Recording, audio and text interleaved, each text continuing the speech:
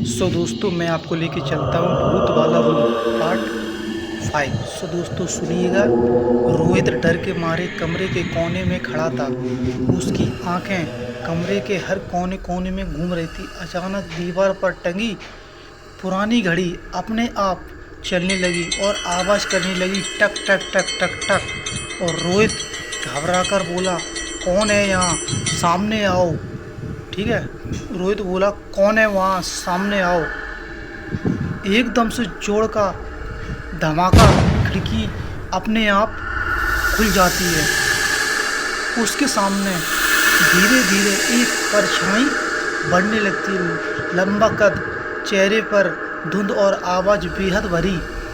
ये कमरा अब सिर्फ तुम्हारी नहीं, ये कमरा सिर्फ अब तुम्हारा नहीं है, ये हमारा है। रोहित चीख पड़ा, कौन है तुम, कौन हो तुम? भूतिया आवाज़ बोली, मैं वही हूँ जिसे इस कमरे में कैद किया गया था सालों पहले। जिसने मेरी नींद तोड़ी उसे चैन नहीं मिला। अब तुम भी नहीं बचोगे। बैकग्राउंड, दिल की धड़कन तेज, थक थक थक थक थक थक। रोहित का दिल करने लगा।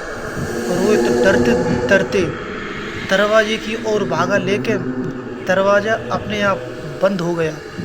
रोहित डरते डरते दरवाजे की तरफ भागा, लेकिन दरवाज़ा अपने आप बंद हो गया। उसके कानों में फुसफुसाहट गूंज रही थी।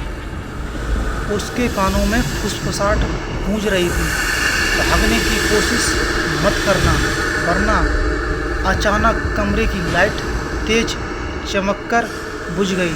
अंधेरे में सिर्फ रोहित की सांसों की आवाज़ सुनाई दे रही थी। तभी कमरे के बीच पुरानी अलमारी अपने आप खुल गई। अलमारी के अंदर एक पुरानी डायरी थी। पन्ने अपने आप पलटने लगे। रोहित के कांपते हाथों में पढ़ना शुरू किया, जो भी कमरे में रात गुजारेगा उसकी आत्मा हमेशा के लिए यहाँ बंदी हो जाएगी। रोहित जोर से चिल्लाया, नहीं, मैं यहाँ से निकलूँगा, मुझे कोई नहीं रोक सकता।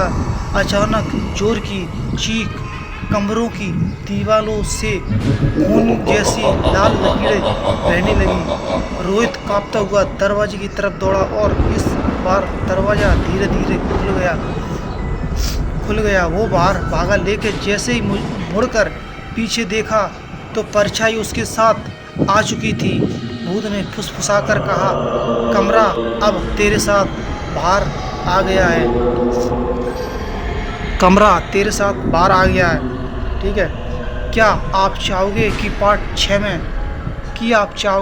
पार्ट 6 में मैं इस कहानी के बारे में आगे और आपको बताऊं? तो हमारे चैनल को लाइक करो, सब्सक्राइब करो और शेयर करो।